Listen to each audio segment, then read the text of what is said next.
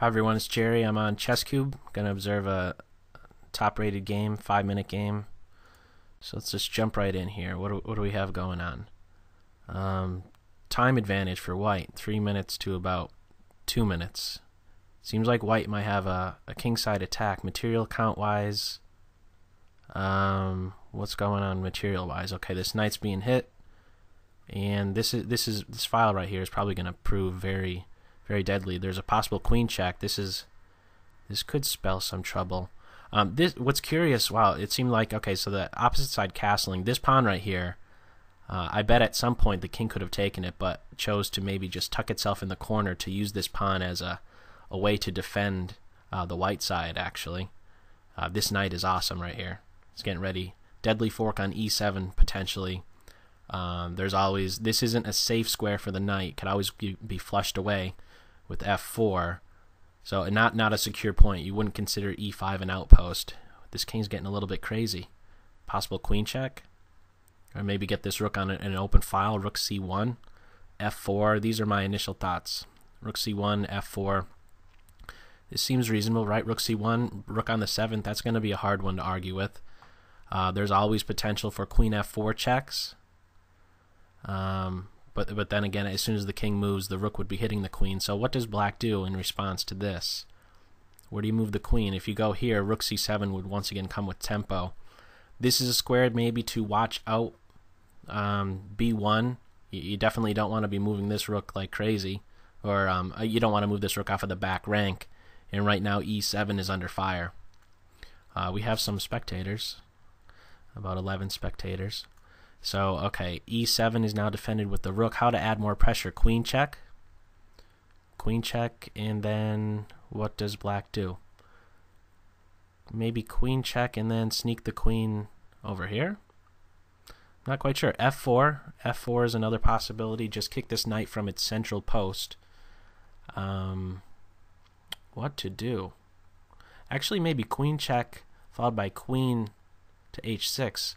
Okay, queen takes pawn. All right, so we're a discovered check of almost always a very deadly type of move. This knight's just getting ready to move, and it'll be lights out for black very quickly. This might be a strong move. Knight to f4 would hang this rook, but then the queen could crash through on e6 with check. And okay, so that rook move is actually very sharp as well. Queen h2. Looks like there's going to be mate. Queen h2, you could just give up this knight. Here we go. If this rook is taken, we got a mate in 2 coming up, I believe. If knight takes, we'll have rook check, king move, and then queen slipping in somehow or another. Is this mate? What do we have? Well, actually, we have more of a time issue than anything on the black end. I don't know that they're going to be able to get out of this one. Check, king f7, and then what? Black is maybe getting ready to do some sort of perpetual. The king must play here, otherwise it's queen h7 mate. The knight is going to have to block. What do we have? What would be a continuation here? Maybe give a rook check. It's looking pretty good for white. I'm sure there's just some sort of a knockout. I'm just not seeing it clearly right now because of this knight just being able to hop itself on that g7 square. White does have to worry about perpetual check if they're not able to calculate this completely through. We could wind up with some sort of perpetual check, although this queen is nicely placed to maybe block. So we have the rook check. The queen is wanting to just stay in the second rank. Might we be seeing queen f4? Queen f4, is that a possibility? Where's the knockout hit? I'm really just not seeing it. Maybe just offer a queen trade. White is up material. White is up the exchange. But actually, you know what? Material-wise, I think we're dead equal. 4 pawns to 2. What should white be doing? I'm not sure. I really don't see the continuation here.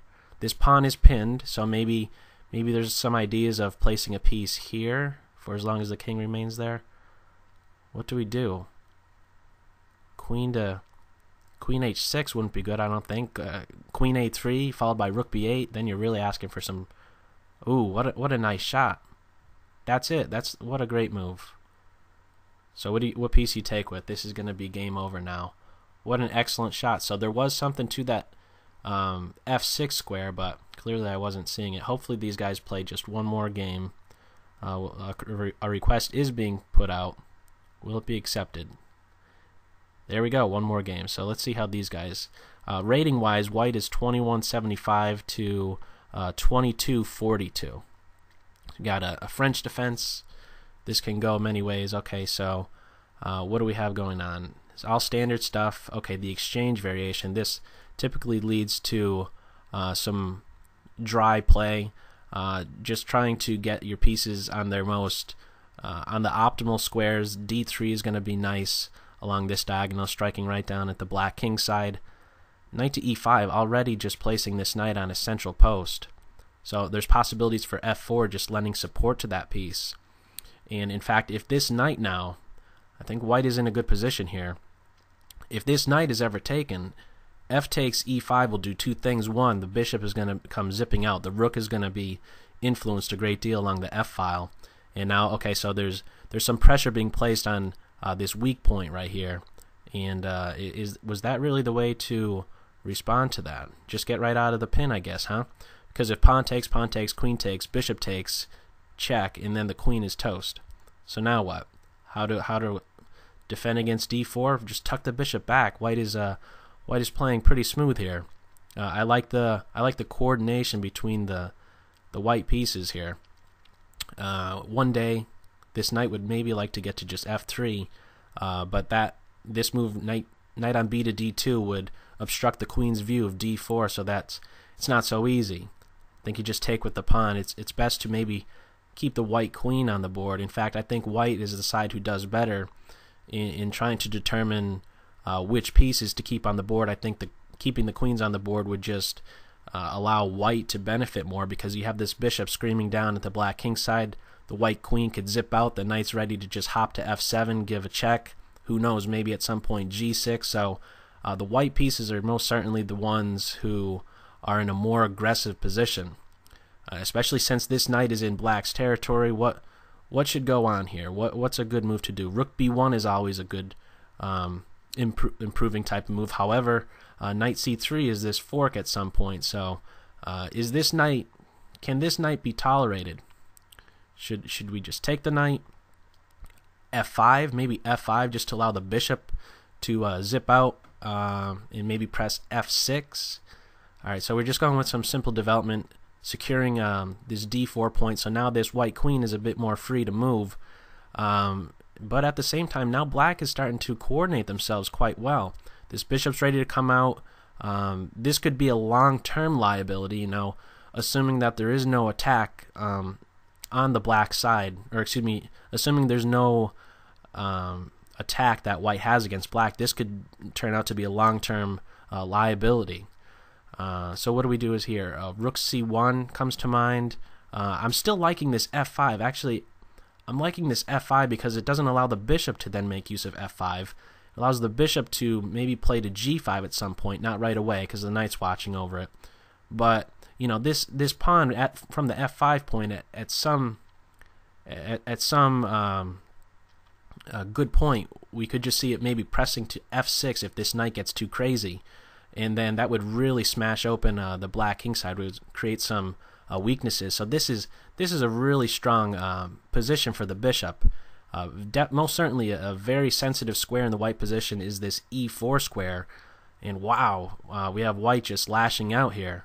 What's going on with this? Isn't knight takes? Oh no, that's covered enough. So what a sharp reply by the white side. Might we see knight c3 followed by bishop e4 check?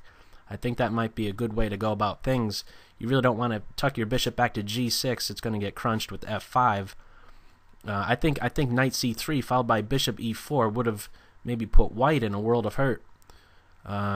So okay, the tables are most certainly turned here. Instead of having the more aggressive knight c3 bishop e4 check, the bishop's going back to its home square, and now this knight's going back to the first rank. So we have black completely getting pushed around at this point. Not a good position for this black queen to be in, for sure. She doesn't like to have to babysit this d5 pawn. The bishop's putting pressure on it.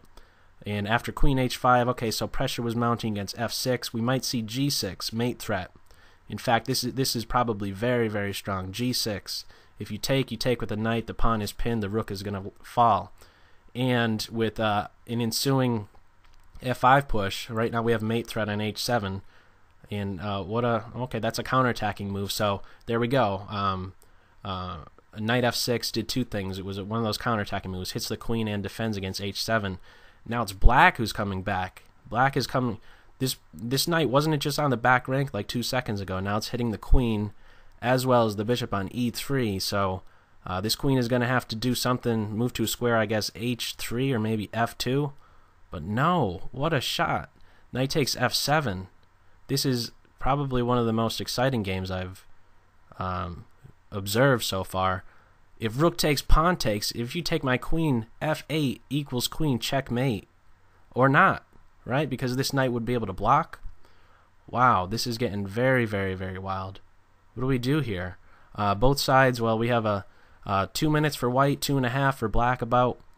What do we do? We have a lot of stuff going on here. In fact, I'm all of a sudden not liking that queen h3 because it would be in indirect view of that light square bishop. But now might we be seeing a rook playing to e8? The knight is now attacked. Oh, I totally missed that. And I guess black missed that too, huh? After queen to e1, the black queen was being attacked. Why didn't I not see that? I was just viewing this as strictly defense. But that was actually an aggressive move to retreat and be attacking. Wow, we have actually had quite a bit of attacking moves that are retreating moves that occurred so far in this game, and that one happened to be one that ended up catching black off guard as well as myself. So why isn't black maybe not resigning at this point? What's the material count here? We have a queen for a minor piece, so that was just that was an oversight by black as well as myself. So what do we do? How do we convert this to a very clean win? We don't want any problems. Rook here. This is a nice pivot point. Double rooks. This bishop on f2. What is it doing? It's really boxing out this knight, and we have nearly. There can't be too many more pieces on the f file at this point, huh? f3, and then we'd have all pieces on the f file. So doubling of rooks. The more exchanges that white can make from such a position will allow this queen to really do some damage. She'll really be able to show her full strength the more as the position evolves and it becomes a bit more simplified. So it seems like f2 might end up falling. These rooks are going to become crashing through.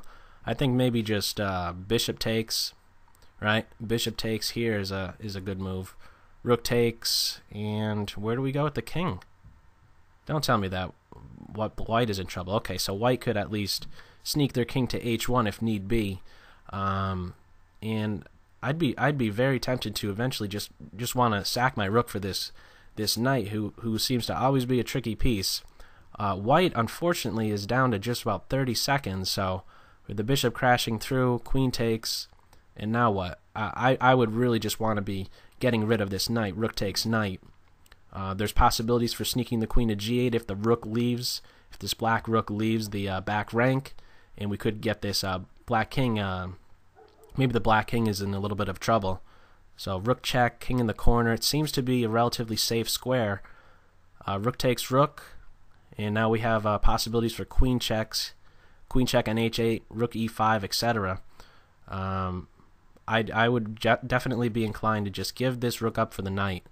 Or even in this position, you could probably give up the queen for the rook, and that'd still be a win because you get this pawn, and then these guys are going to run for a touchdown. So king g5, maybe just rook back, secure your back rank.